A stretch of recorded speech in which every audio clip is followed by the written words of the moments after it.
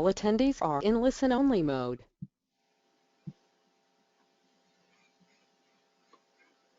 Hi, welcome to the webinar that covers the Office of Licensing rule. My name is Liz Rivera. I'm with Utah Foster Care, and Office of Licensing has provided the PowerPoint but asks that I provide the narration, which is what I'm going to do. So we're going to start off with just an agenda and talk a little bit about who licensing is and what they do, talk about what's going to happen before the home visit, a little what-if game that's going to talk about background checks, the licensing process and the requirements, safety inspection, the top 10, which are the things that licensors see most often when they go out for the home study that aren't quite done right. We're going to talk about what isn't required to be locked up, because we're going to talk about a lot of things that are required to be locked up, a little bit about the actual home study, and then the role of licensing as you're approved and then as your ongoing time as a foster parent. All right. So licensing, what a lot of people don't know is that they do license foster homes, but they also license treatment programs.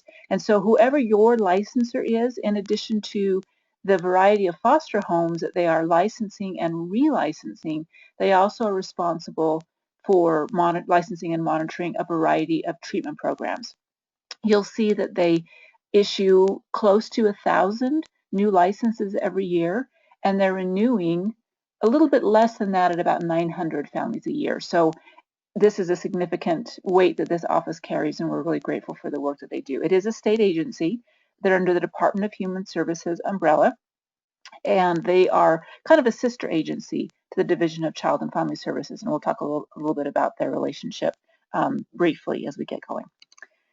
So one thing I do want to talk about a little bit before I get going is that we do find that families have unique situations, whether it's family situations and constellation of their families and people that may be living in their home, or your actual home environment. So there may be, as we start talking about the safety things, there may be things that occur to you might be problems. What the trainers, if you ask your regional trainer with Utah Foster Care what to do about a very specific problem, almost always we're going to refer you to your licensor, because we don't want to make a decision when we're not the ones really making the decision. So while we're going to talk about very general information today, if you have very specific questions, once you've turned in that initial application, you'll be assigned a licensor, and that licensor will be the one who will best be able to answer your very specific questions. So we're going to start off talking about your background checks, which is part of your initial paperwork. So when you get that application from either your DCFS caseworker for those of you who are kin families, or from the recruiter for those of you who are coming in just as general foster care through Utah Foster Care, part of that is the background check, and all the instructions are in there. And all prospective foster parents need to have that background check done. And any adult residing in your home for 30 cumulative days. Now that 30 cumulative days is important. It's not consecutive days, it's cumulative days. So if you have, I don't know, an adult child that maybe stays with you for 3 weeks, and then they leave for a month to go to Europe, and then they come back and stay with you for another 3 weeks before they go back to school, then that's going to meet that 30 cumulative days, even though it wasn't 30 consecutive days, and that person would need to have a background check. This also includes adults that are in your home that are not directly supervised by you. So this is separate from the 30 days, and this will come up in a second when we play the what if game. It's someone who's in your home, maybe helping care for the children, but doesn't necessarily reside in your home, but they're not going to be under your direct supervision.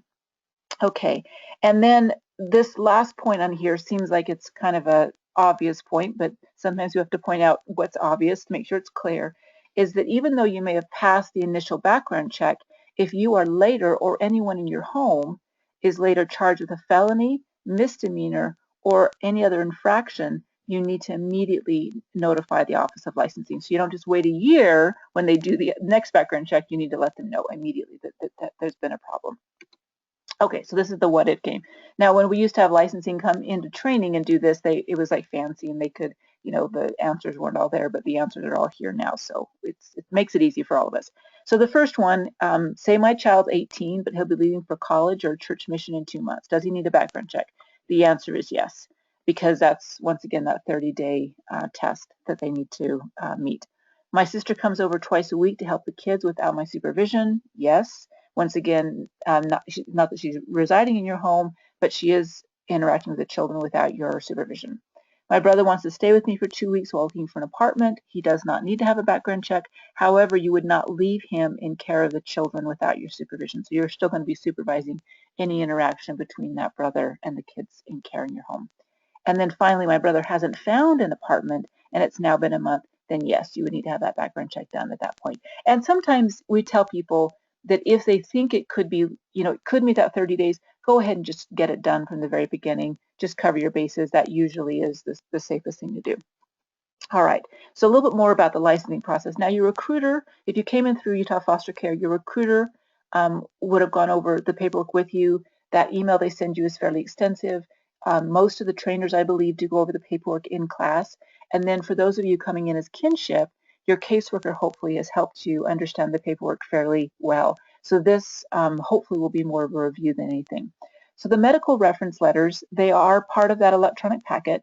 You would print those out, or if your doctor has an email option, you could email those forms to your doctor. And then your doctor is supposed to return those directly to Office of Licensing. So whether they mail them in, email them in, fax them in, they're supposed to not go through you. They're supposed to go through directly from your provider to licensing. It is supposed to be a confidential reference. So ask your doctor to send it directly to licensing once you give them that. Now, if it's a doctor that you see regularly, a lot of them will just go ahead and fill out that form. They know you well, they know your history, and they'll fill that out. If you haven't been to the doctor for a while, a few years or more, then you will need to find a provider and have an exam to have that form filled out. The second one, 3 positive personal reference letters. This is before they can schedule the home study. Now, on the application, it asks for 4 names, and it does say you only need to have 3, but we always tell people go ahead and give people the full 4 names because you cannot provide additional names once you've provided the names. So if you provide 3 names, you have to get 100% response and positive response rate from those people. But if you provide 4 names, you only need a 75% positive response rate. So go ahead and provide 4 names from the very beginning. One of them can be a relative. And I always joke with my class, so those of you who are in my class, you're going to hear this joke again, that make sure they're people who like you. They need to know you and they need to like you. I used to license families for another agency, and I would get reference letters from their neighbors or their friends, and the neighbors didn't like them and the friends thought they were crazy.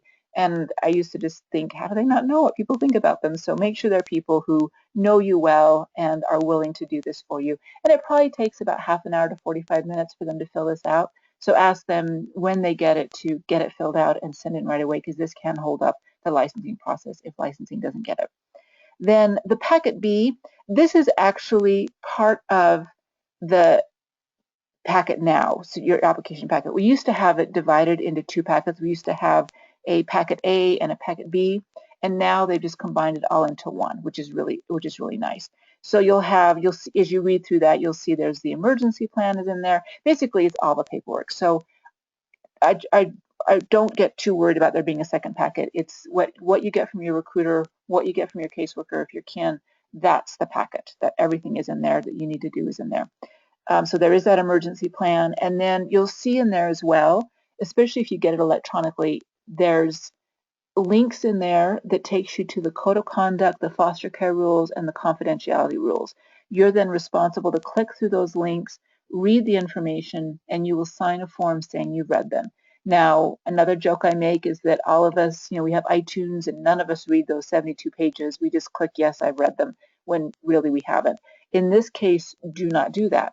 You are responsible to follow these rules, and not knowing what they are does not keep you from being responsible to abide by them. You're still responsible because you're going to sign something saying you've read them.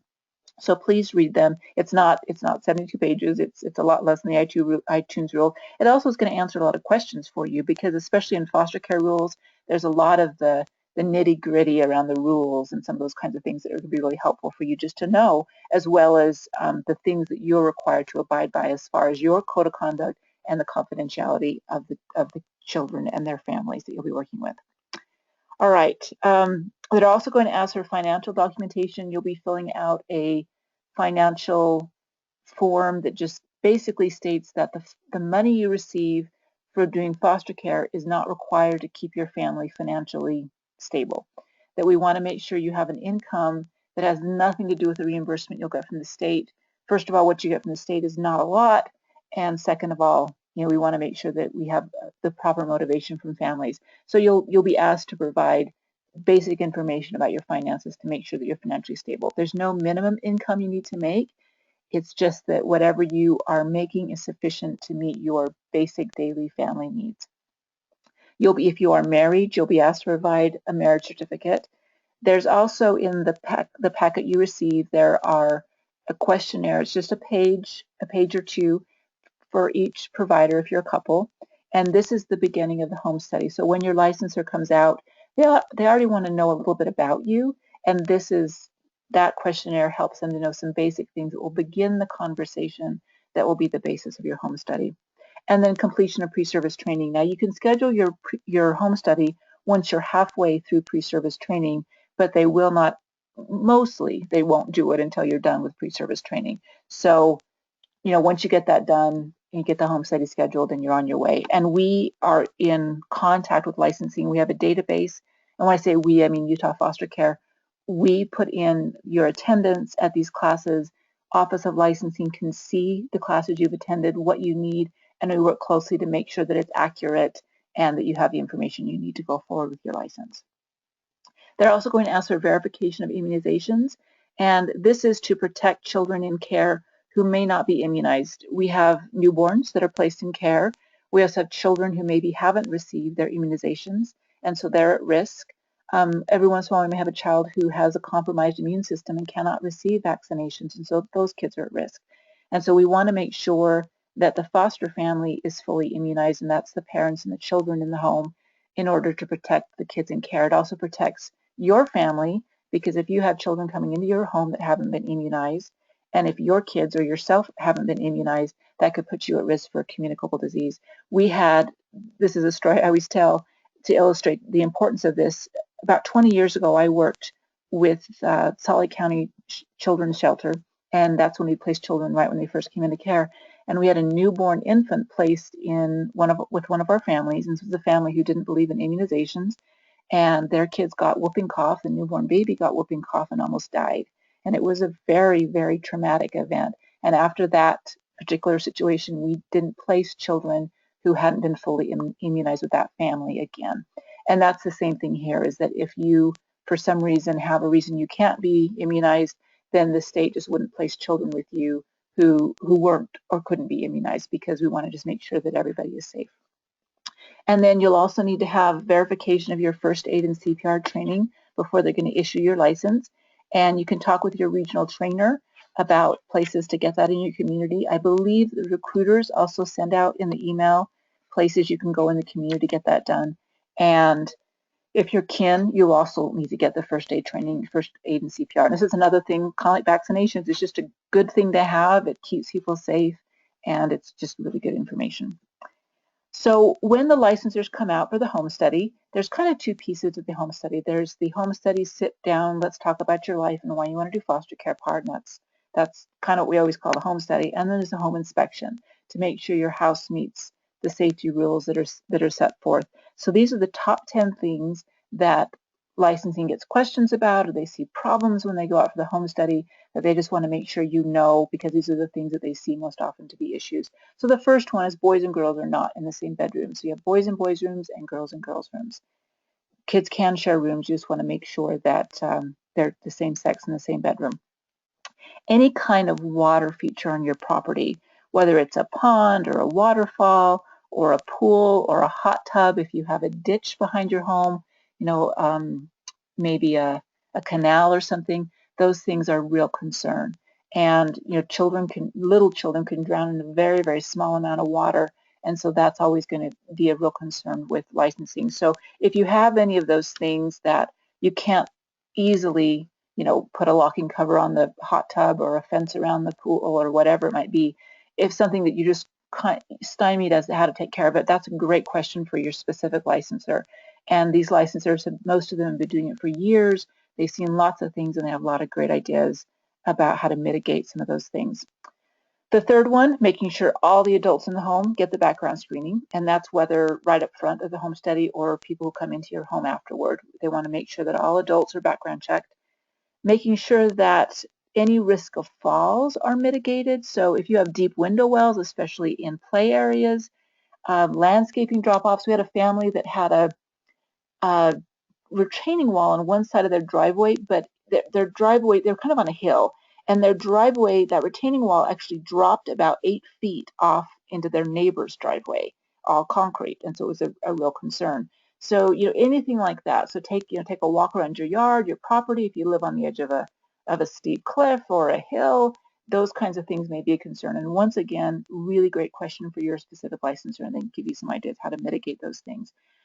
Fire hazard. So not only the hazard itself to try to prevent fires, but what you do in case of a fire, which is why we want fire alarms. Escape ladders from if children are going to be on above ground bedrooms, it'd be very difficult for them to get out safely without having some kind of ladder. And that could be a 2-story window, or even if you have a rambler that maybe the bedroom windows maybe have a slope or something that makes those windows pretty high off the ground, then you may talk to your licensor about whether or not you might need a ladder in that circumstance. And then fireplaces, not only are they fire hazards, but if you have a metal screen or a glass screen, they can also be a burning hazard. So those will be things that they'll be looking for when they come out. Approved locks. Now this is huge. We have people who they hear, okay, I have to lock stuff up, and then they use those child-proofing things. So as you're looking at the screen on the right-hand side, those are those child-proofing things, that you put on doors and drawers. Those things are not approved. They're not considered locks. You need lock and key. So a lot of our families, you'll see a picture on the bottom of the left-hand side, will use the magnet locks, and those are really nice because you put them on the inside of your cabinet. There's nothing on the outside of your cabinet. What you're seeing her grab there is actually a magnet, and in order to release the lock, you have to put that magnet just the right spot to release that, and it's a fairly powerful magnet. It's more than just a refrigerator magnet. So the magnet itself becomes the key. And those are really nice because if you go home tonight, or you're at home now and you look under your kitchen cabinets or under your bathroom cabinets, there's a lot of stuff under there that may need to be locked up, and it'd be a really easy way just to keep that stuff secured and not marring up the outside of your cabinets at all. We have families who put things in tackle boxes with a combination lock on it, a locking file cabinet, putting everything in the master bathroom and locking the master bathroom. There's lots of ways to do this. Once again, if you have questions about specific things, your licensor can give you some really great ideas. But remember, it just has to be lock and key. It can't be child-proof. It can't be put up high. It has to be lock and key. Another thing that comes up are guns. So I'm going to read these word for word because I think it's really important that we're very clear about this. So the first option is that firearms, sorry, just ignore that. Firearms may be stored together with the ammunition only in a locked container. Commercially manufactured for the secure storage of firearms. So that's something like a gun safe that is meant to keep guns and ammunition safe and out of the reach of anybody who'd want to get a hold of them without access to that safe. The second option is if you have guns, like you're a gun collector, you have beautiful rifles that have been in your family forever or something, and you want to keep those displayed, you can do that only if they're unloaded and rendered inoperable for the effective use of trigger locks, the bolts are removed, and or other disabling methods, and the ammunition must be securely locked up in a separate location. So in this case, you can have those guns in that display case, and you'll see this one has a lock on it, which is a smart thing to do. But the ammunition needs to be locked up in a completely separate location. Now this is a little bit of a concern still in that if a child were to get these guns out, even with the trigger locks and that, someone else may not know that gun is not loaded and still could pose a risk. So, that's certainly something that you may want to take into account. And the third option is firearms stored in other ways should be unlocked and securely locked. Should be unloaded and securely locked. So maybe you have some guns you use for hunting. You don't necessarily want them on display, but you use them a couple times a year. Those guns would be kept locked up somewhere. And once again, that ammunition needs to be locked up in a separate location. and this lock storage for the guns and the ammunition shall not be accessible through the same keys or combination, which is just good common sense. And this is no attempt to restrict anyone's right around a concealed weapon permit. It's simply about the method of storing those guns when they're not under your immediate control that doesn't present a risk to the kids in your home. Okay, fire extinguishers. So we tell people here need a fire extinguisher, and they just go get a fire extinguisher. What they don't necessarily realize is that it has to be a specific size. So it has to be rated 2A 10 BC or larger, and it says it's approximately about 5 pounds. So when you get that fire extinguisher, the A, B, and C refer to the kinds of fires. So you'll want to look at that, make sure that it's at least a 2A 10 BC. And depending on where you get them, like I see them at Costco on sale all the time, and they're usually even bigger than these ones are. So you just want to make sure that you're meeting that minimum requirement, but you also don't want it so big you couldn't pick it up, or your kids couldn't pick it up if they had to in case there was a fire. But at least 2A10 BC is what you're going to need. And then they're going to want to make sure you have smoke detectors and CO2 alarms on each level. So you may have those combination ones or separate ones, but you need to have at least one of each on each level. And I know a lot of newer homes have them in each bedroom. That's absolutely fine, but at least on each level. Okay, so we get back to the lock thing again. So we talked about you have to have lock and key. What do you have to lock up? Well, you have to lock up all hazardous materials. So hazardous materials are things that can cause immediate harm if in their eyes, or they're digested, or they could even get up on their hands. It can be dangerous. So you just want, these are things that are risks. They're real hazards. So think about, once again, under your kitchen sink, under your bathroom sink, possibly in your laundry room with a Clorox. You might think about out in your garage. Certainly medications, even over-the-counter things like Tylenol, can be very dangerous. So you want to make sure that those things are locked. Now you can have one place where you put everything, or you can have multiple places you have those things, whatever is most convenient for you and you still meet licensing standard. Now one nice thing is if you have a spot or two where you can have everything locked up, when your licensor comes out for the home study and they say, oh, that needs to be locked up, you just move it to the place it has to be locked up. It's not going to be a big deal. You're already going to have that established. Now, there are some other things that people often have questions about because they could be considered hazardous, but they're things that we may use more every day, and so people always wonder, do I need to lock up these things? So these are things you do not have to lock up.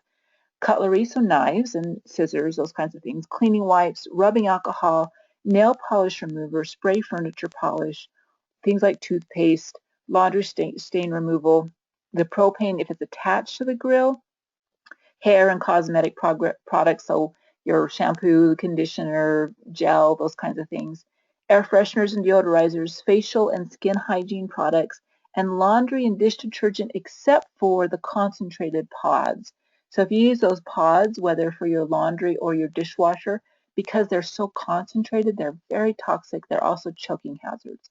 And there's been some tragic stories about young children getting into those and thinking they're, a delicious treat, and it's always very dangerous. Now, these things don't have to be locked up, but we're still going to ask you to store them responsibly. So that means you're not leaving, your knives all over the kitchen table, or counter. You have a place for them.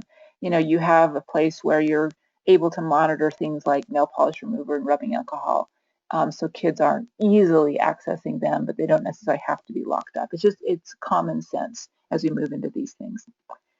Okay, so the home study. So we just kind of talked about the one part of the home study, which is going to be the home safety, and the second part is the actual interview.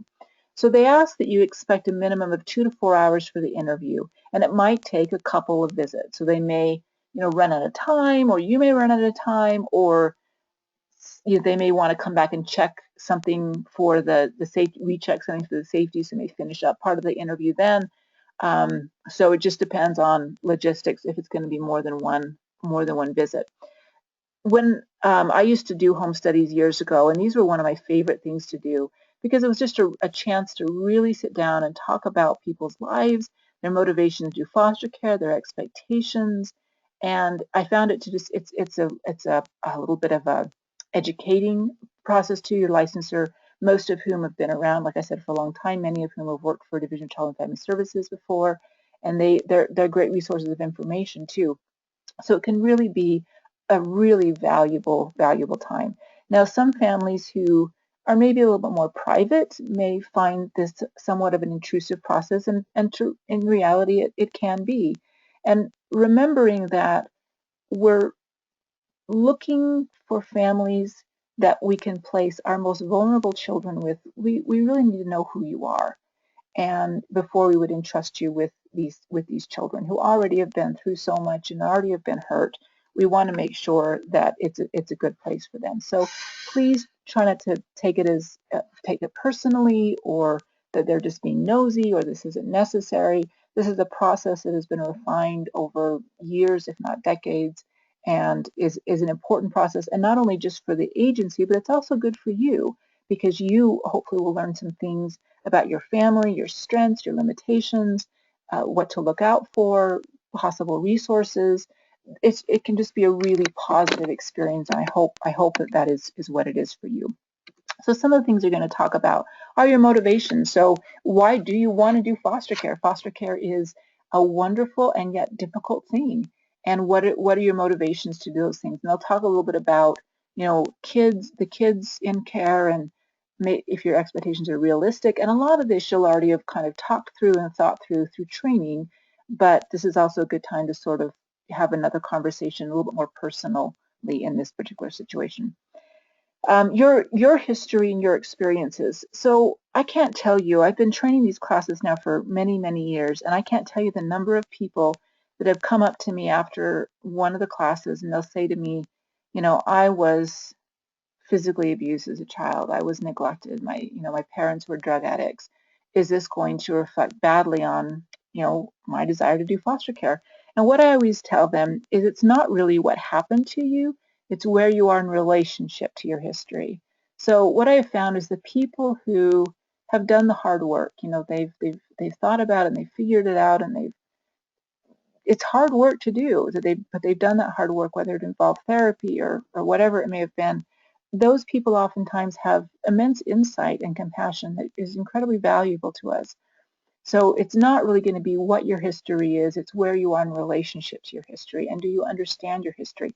And do you also understand that even if you've done the hard work to kind of come to terms with maybe what you've been through, that the history of the children you'll be caring for might trigger your history. And that doesn't mean you're not okay, it just is a normal reaction. And so that you're aware that that could happen, and you're aware what that may look like, and what plan you may have in case that does occur.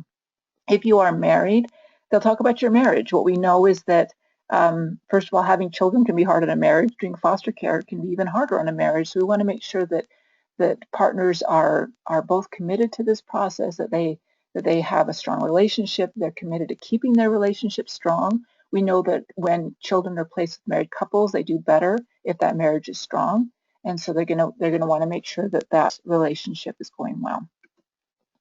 The family members, so other kids in the home and needs that they may already have, and helping families understand that bringing more kids in the home will take away to some degree from the amount of energy and time you have to give to the kids you already have. And if you have kids who have special needs, that can be a real stretch for everyone involved. So have you thought through that? Do you have plans for that? Those are the kind of questions they're asking. And this is an opportunity to reflect on, your family system as a whole. And sometimes you might have other people in the home. We have quite a few caregivers now who are also caring for their elderly parents, and that can be, an additional strain, or a positive thing, or both things, as things usually are in life. Your lifestyle. So if you have a faith tradition, your routine, your cultural practices, your openness to other cultures, other faith traditions. How open are you to other people? Are you a really active family? Do are you a little bit more of a family that likes to go to movies and opera? Just kind of who are you? And that gives us an idea of when we're trying to find children that might be a best match for you, for them, and them for you. And then parenting. So, what are your philosophy about discipline? What are your rules? How much flexibility do you have? What are your expectations? Have you had children before? Have you had teens before? All these kinds of things are the things I'll talk about with that. And then, yay, you've now been approved at this point. So you've gone through the safety check, and you've gone through the home study, and your licensor gets back to the office, and they write up your whole life story, and then they You passed all the tests and you now get a license. Now there's one more step though, and that is that approval step. So licensing has approved you as far as giving you a license, but you actually have to be approved for placement. So we always tell people that licensure is not guarantee your placement of children. So just because you have that foster care license given to you by Office of Licensing, it doesn't mean that the Division of Child and Family Services is necessarily going to give you a child. So there's that little bit of a gap there. So what will happen then is, so after your licensor has gone back, typed up your home study, issued you your license, they will also then send a copy of your home study to DCFS. And they have a committee that meets in most regions, I believe, once a week. And your home study is read in that committee. Your family is discussed. It's very confidential. It's very respectful. How can your family best be a resource to the children in the care of the state of Utah? And most families are approved for, most families get licensed are also approved for placements. If there is a concern about something, DCFS will discuss that with you. That's separate from licensing. No, and this gets a little confusing, I know, because people think, well, if licensing thinks I can do it, why doesn't DCFS think I can do it? And DCFS's criteria might be a little bit different because they're actually placing the kids, where licensing is just making sure you pass licensing standards. So it's a little bit of a different thing. And then monitoring. So your licensor might just show up at your house. And if they do that, to not feel like, oh my gosh, have I done something wrong? Are they worried about me? Do they think they have to check on me? And the answer is not necessarily. They just do this once in a while. Maybe they're in the neighborhood, or they're just following up on a certain number of families that month. So don't be alarmed if they do that, but know that they do have that right to do that, and that they may. And then you're keeping in contact with your licensor throughout the year too with any major changes. So if you're single and you marry, then you would need to let your licensor know that. Or if by chance you were married and no longer married, either through a death or through a divorce, you would also need to let your licensor know that it's a major change in family status. A death of anyone in your family, and that's really in your immediate family, in your home, you would need to let the licensor know about that. Moving, this is huge, because if you move, you are moving from a licensed home to an unlicensed home, and that's a big deal. So you need to make sure you coordinate that move with your licensor, and they're good. They do this all the time. They're going to take good care of you, but just let them know, what the plans are and timelines, and they'll make arrangements to come out to your new home as soon as possible to do the new safety check on your new home. I know a lot of families who, when they move, they have special bins with all the stuff that has to be locked up. They have the locks. That's the first thing they do when they walk in the door. They get the house ready for safety inspection, and then they start moving in, the rest of the stuff, because it's a pretty big deal. So that is probably the most common one and a really important one. Additional people in the home, that means if you have a baby, or if you have, once again, that adult child move home, or your parents move in with you, anything like that, you would need to let your licensor know. And you want to make sure you're keeping them up to date with any of those changes all the time. And they're great about helping you out when things come up. And then every year you need to renew your license. So your license is good for 1 year. And 90 days before your license is going to be expiring, so about 3 months, you're going to get a renewal packet emailed to you, and it will let you know, it's going to give you the process and the paperwork to go through. So it's really important that they have your most current email address so that you get that packet. And you'll turn that renewal paperwork back into them, and then they'll come back out and they'll do another quick safety inspection, and just making sure that there's been no major changes in your life. Now, if you've adopted in that last year, they'll update your home study, because that's a fairly major, big family change, so they're going to update that. And they also want to make sure that you're responsible to stay within the limits of your license, meaning that if you're licensed for 2 kids and DCFS calls you to take 3 kids, you need to talk to your licensor before you would do that. So just because one agency is saying something, if it's different than what the other agency has already said, then you need to kind of coordinate between those two. And usually they're pretty good about that. They'll know, DCFS will know what you're licensed for, so they usually will coordinate that and work that out. But you are responsible to follow up with that and make sure it's the things that need to be done have been done. And the final thing we're going to end with is just thank you, gratitude. This is a thank you from licensing. They know that they ask a lot of families that this is more than is typical for families to do, and so they know that. They respect that you're doing a lot of work to get to the point where you're ready for that home safety visit and that home study. And they're grateful not only for the work you're doing, but the reason you're doing that work, which is to provide a home, whether it's temporary or permanent, to a child in foster care in the state of Utah. And to that, I will also add my thanks. So thank you so much.